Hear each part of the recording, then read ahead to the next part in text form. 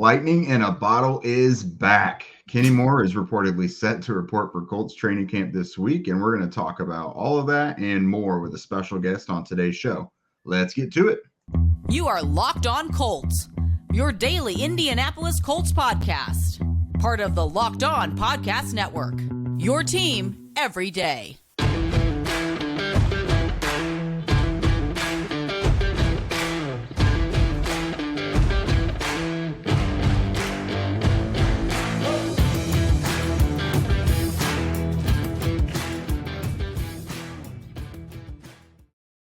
Colts fans, thanks so much for tuning in and making us your number one listen of the day. This is your daily podcast covering your Indianapolis Colts, part of the Locked On Podcast Network, your team every day. I am Jake Arthur, joined as always by my partner, Zach Hicks. And today's episode is brought to you by BetOnline.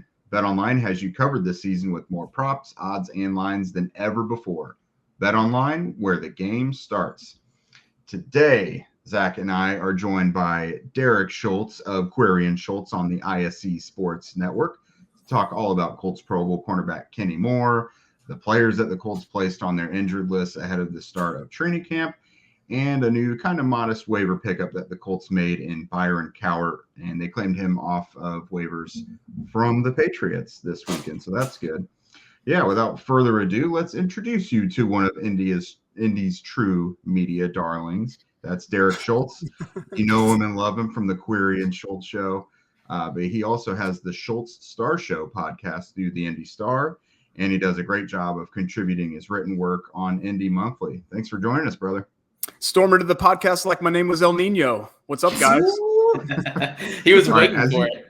As you can tell, he's going to fit in quite well with our jokes. So that's. I had that locked and loaded in the chamber all day. Just real quick, I know you guys want to talk Colts. All Killer No Filler came out when I was a senior in high school, and I was heavy into like Enema of the State, and then into Sum 41, Suicide Machines, like all that stuff. Anything off Tony Hawk, Pro Skater, basically. I got really into. So when you guys were talking about that on the show and inserting those references, I was like, oh my God, like this is totally my window of relevance here, my peak window. We knew we had the smallest niche that we were going for there, but we feel like we hit it pretty well with that niche. Absolutely. Yeah, Zach's young, but he listens to music about 15 years ahead of his time. He's got an Offspring shirt for those of you who are listening and not watching today. If you guys were on Twitter at all, you know why I'm wearing the shirt. Exactly. Yep.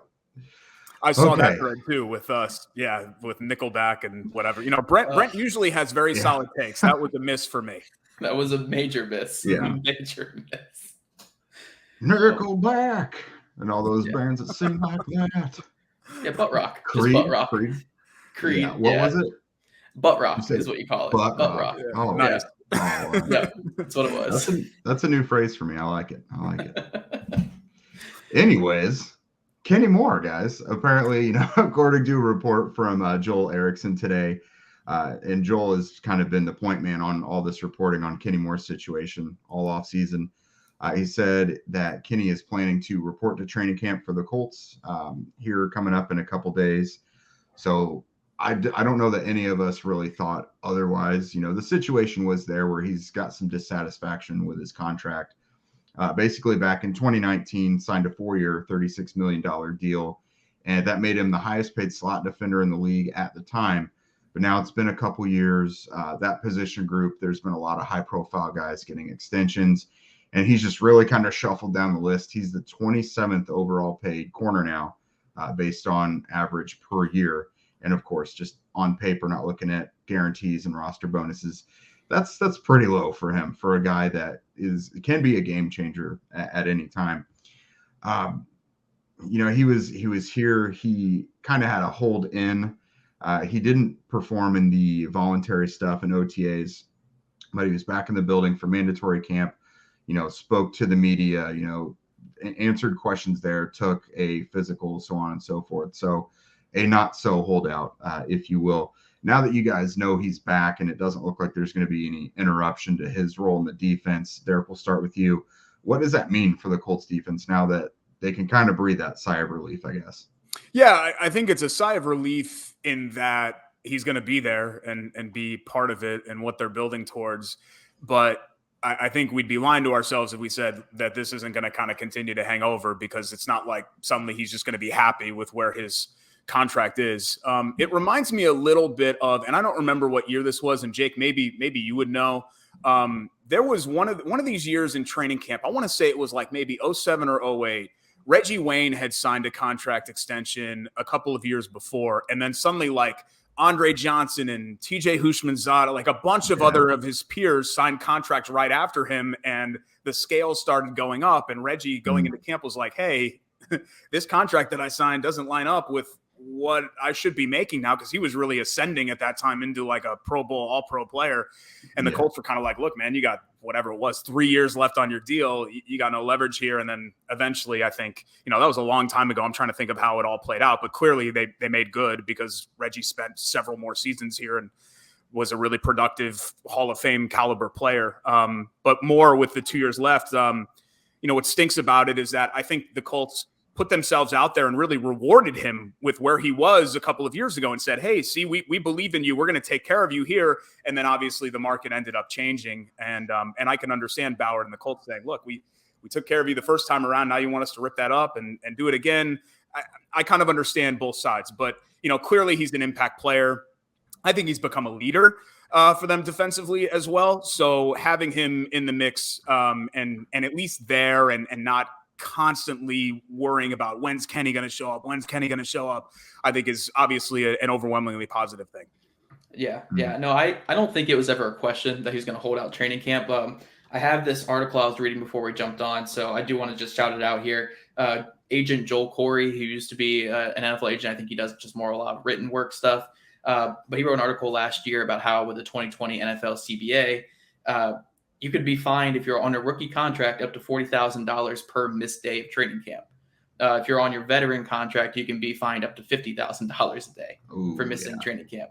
So that new CBA back in 2020 kind of eliminated any real reason to hold out. I think the last guy we really seen just not care about that was Le'Veon Bell back in the day.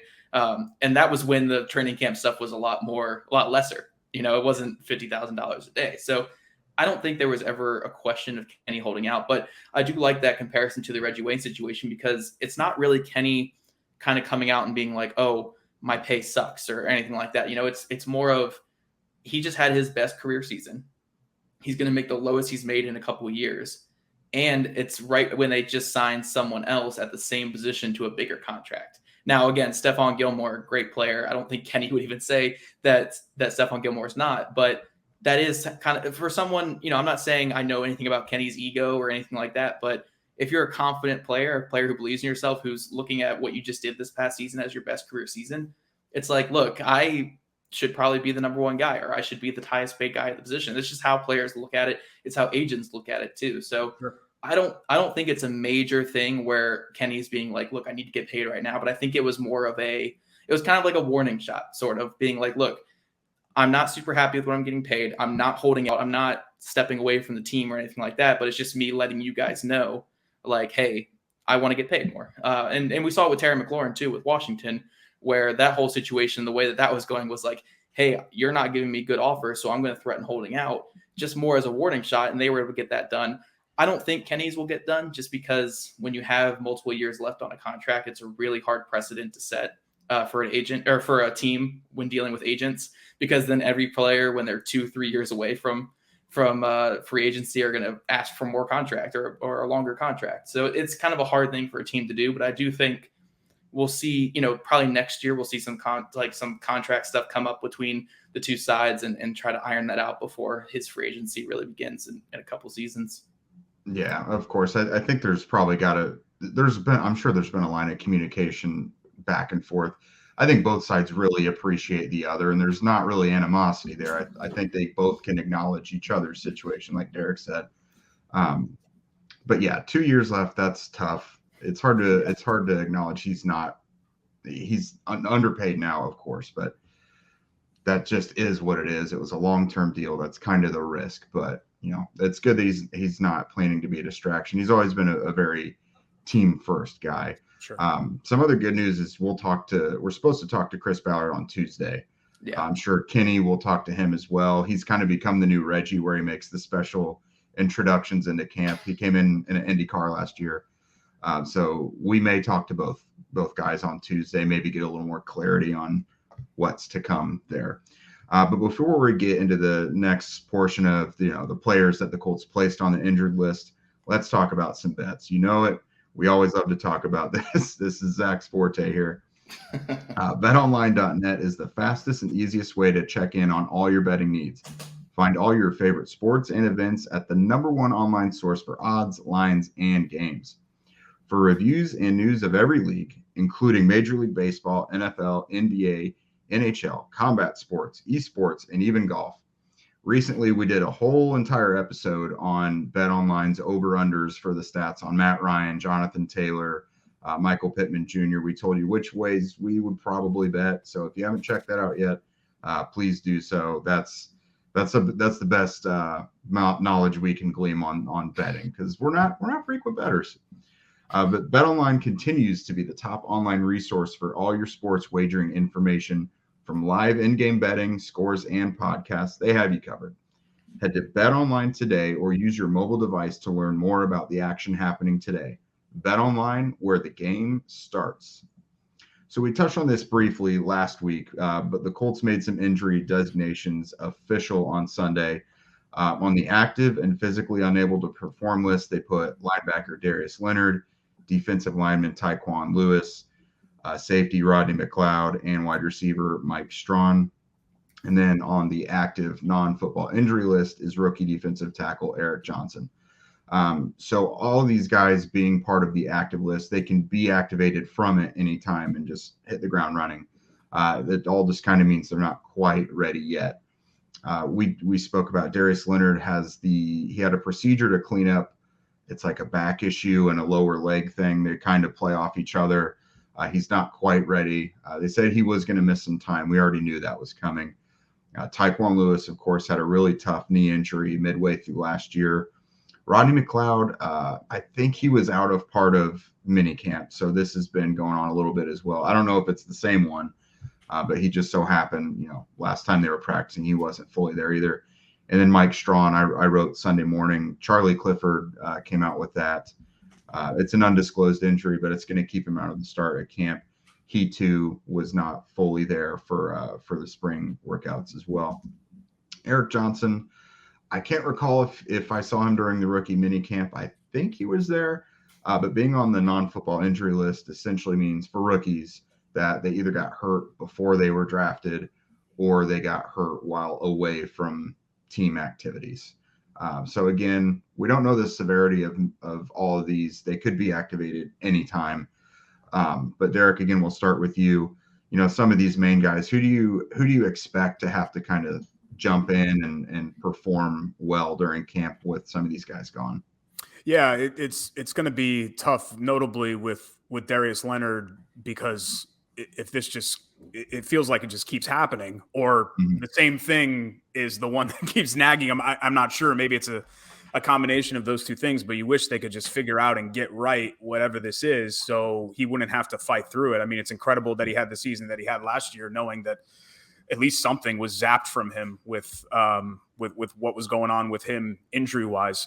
I'm really interested to see what happens with Tyquan Lewis, kind of on a bit of a prove it sort of deal. And we all remember, you could pinpoint the injury last year because it felt like that entire game against Tennessee turned on that play where he goes down with the injury after the turnover and then turns it right back over, if memory serves, to Tennessee, and the Colts ultimately go on to lose that game.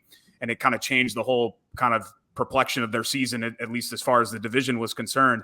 But I know we're going to talk about defensive line depth coming up later on in the conversation, so maybe we can table that until then. But I'm interested there. I was happy to see Blackman didn't start on the PUP list, and even though I'm assuming he'll be limited or they'll take it kind of easy with him, but the fact that he's not starting on PUP is good, considering where that safety room is right now.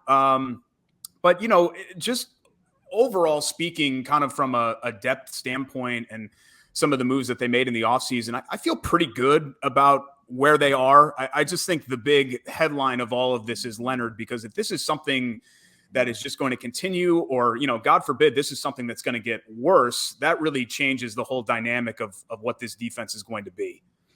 Yeah. No, I agree. I think we talked about that, I think, at length a little bit on our last show too, was Darius Leonard's injury is definitely something that to keep an eye on, because it's not like we've only seen him injured this past season. He missed games in 2020. He missed games in 2019. I don't think he missed any in 2018, if memory serves. Maybe he missed the first week or something in 2018. But I don't think he missed any in his rookie season. But since then, he hasn't played a full season. Whether that's just the same injury, this back and calf stuff, or I think it was a concussion issue in 2019 as well. So he's had some injury scares over the past couple of years. So this one, hopefully this is just a big one that they caught early or they caught at a good enough time where they can get that cleaned up. But as someone who, like me, who I like the bottom of the roster guys, I like seeing guys have a chance to make the team. Ronnie McLeod, Darius Leonard, I'm cool personally with not seeing them at all in training camp, because we already know what those guys are going to bring. Ronnie McLeod is a guy who's been in the league for a decade now. Like, what's he going to show you in training camp that you're not already going to see? Like, you want him out there. Obviously, you want him working with the defense. But personally, I think this is so big for a guy like Nick Cross, who I think is going to take that strong safety job pretty early this season. Now, if you give him a good run in camp where he's going to be the number one guy out there at strong safety, I think it even heightens that chance of him taking that job pretty early. So I'm excited to see that. And then, our young linebackers that we talk about a lot on here, Sterling Weatherford, JoJo Doman, those two players are probably going to be fighting for that backup spot behind Darius Leonard. So with Darius Leonard out, you're going to see both those guys probably getting some run with the first team or with the second team and stuff. So big opportunity for those two guys. And then also a defensive tackle. Chris Williams has a shot now with their, the 4th round pick, Eric Johnson being out for we don't know how long. Chris Williams going to get even more run with that second team. Curtis Brooks will get some run here, obviously with 3 tech and maybe a little bit the 1 tech in some looks. So yeah, I mean, there's a lot of open spaces for these guys. But like Derek said, I'm not too concerned right now outside of Darius Leonard. Because, McLeod and we already knew about Tyquan Lewis and all that. And the Colts have some decent depth at most of these positions. So I'm not terribly concerned, and I'm excited to see some of these young guys get some run. Yeah, one guy that kind of benefits from the Darius stuff, and it's been, unfortunately, he's been able to do this for the last couple of years, is EJ Speed gets a lot more snaps in training camp now, which is good because there were times when he played defense last year where you could see he needed more live reps. So that's definitely a benefit. Dio Dangbo, of course, we kind of figured Tyquan might start on PUP, and then Dio would because we assume they're going to be in kind of similar roles, so that helps for sure. Nick Cross, exactly like you mentioned, now you probably have to bring him and Julian Blackman along a little slowly, especially Blackman. But if McLeod's not out there, you're really pouring snaps into Nick Cross. And if we assume that he's going to take that spot anyways at some point in the season, why not start now? So that'll definitely be a big benefit for him. So guys, we know that those guys are going to be out for training camp, but who is not out for you guys is Dave. Jake wrote that joke, everybody, I promise. So let's talk some Dave, guys. Hindsight is 20/20, and you can't change the past. But what if you get a little help from your future self? Maybe you'd ask to borrow a little cash. Now you can with Dave. Dave is the banking app that can help you get up to $500 instantly with extra cash. That's more money to fill your tank, buy a wedding gift, or catch up on bills. You can finally tackle those expenses that have been stressing you out without any hangups. There's no interest and no credit check needed. Millions of people have already downloaded the Dave app to get the financial relief they need with extra cash. So if you're in a pinch and need some extra cash, go to dave.com/legal. Instant transfer fees apply. Banking provided by Evolve. Member FDIC. Future you will thank you. All right, so guys, the Colts have made a couple modest roster moves over the past weekend, claiming defensive tackle Byron Cowart. I know this was a guy who wasn't drafted super high in the draft, but he was a guy who was super highly touted out of high school. I don't know if any of you guys or people listening at all are into high school recruiting or into that side of football, but I believe back in the day, he was the number 1 overall recruit in the entire country out of, I want to say he was in Alabama State is where he was. Goes to Auburn, transfers to Maryland because he wasn't getting playing time at Auburn. And then he started, picking up at Maryland, was a 4th-round pick after having a 5th-round pick. Which one was it, Jake? I think, yeah. Fifth round. Yep. 5th-round pick out of Maryland. Had a strong Senior Bowl that year as well. And then played some snaps here for the Patriots. So what do you guys think of this? Derek, do you have any insight on Byron Cowart? Were you a huge Byron Cowart fan back in the day? I remember the name from recruiting circles because I follow 24/7 Sports a lot, and they do.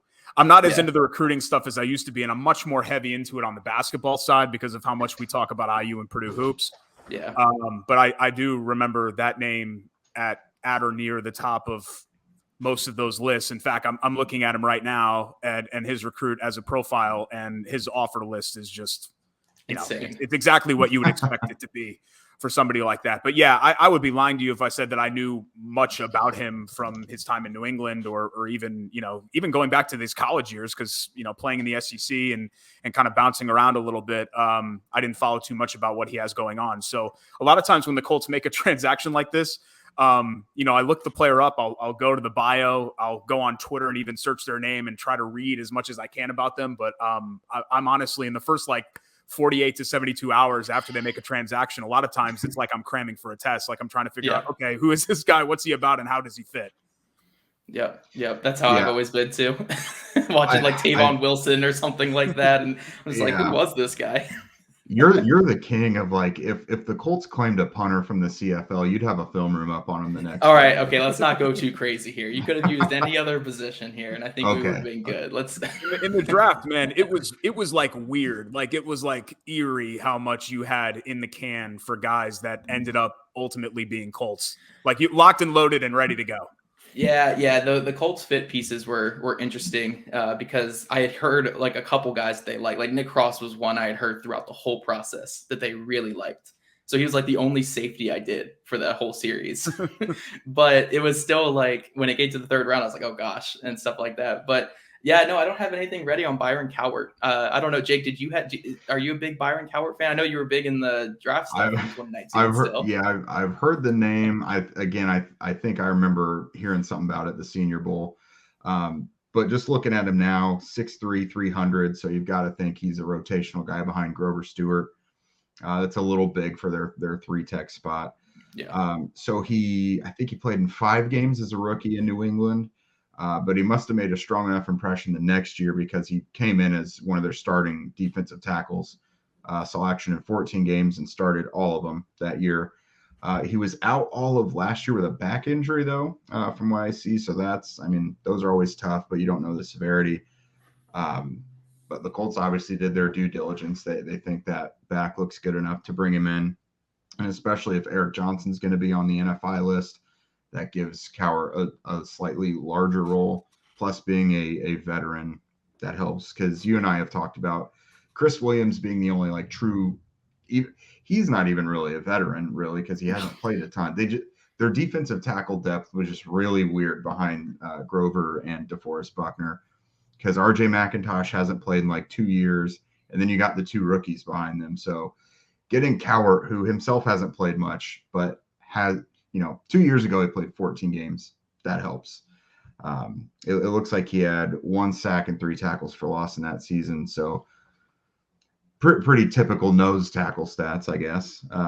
But that's about all I know on Byron Cowart, but should be a helpful move for their defensive tackle rotation, considering, like we said, Chris Williams, your boy Curtis Brooks. It's Curtis Brooks month. We had to find a way to get him in here featuring Kylan Granson. Yes. And Eric Johnson, who's going to be on NFI. So, yeah. And with that, I think we've exhausted all the defensive line rotation talk we can muster, at least for the interior guys.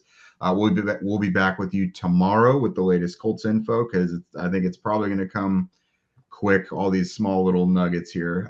Players are going to report on Tuesday, and they'll begin practicing on Wednesday. I'll be out there every day, so I'll have you guys plugged in as much as I can. Thanks again to Derek for joining us. Everyone, make sure to follow him on Twitter at Schultz975. That's SCHULTZ 975. And you probably are already, but make sure to keep up to date on the Query and Schultz Show. Yep. And while you guys are out there following Derek, make sure you're following us on Twitter and stuff as well, at Jake Arthur NFL, at Zach Hicks 2, not at Zach Hicks 1, at Zach Hicks 2.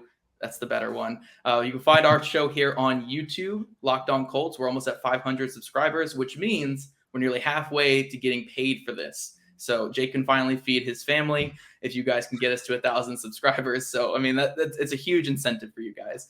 Make sure you rate, review, subscribe anywhere that you get your podcast, Spotify, Apple Podcasts, or on YouTube. Again, leave some comments. We'd love to interact with you guys. But we appreciate all the support so far, and keep it up, and make sure you're following us, our work over at Horseshoe Huddle, and Locked On Colts on all your social media platforms. Yeah, thanks again, guys, for making Locked On Colts your first listen today. Now make your second listen the Locked On NFL podcast.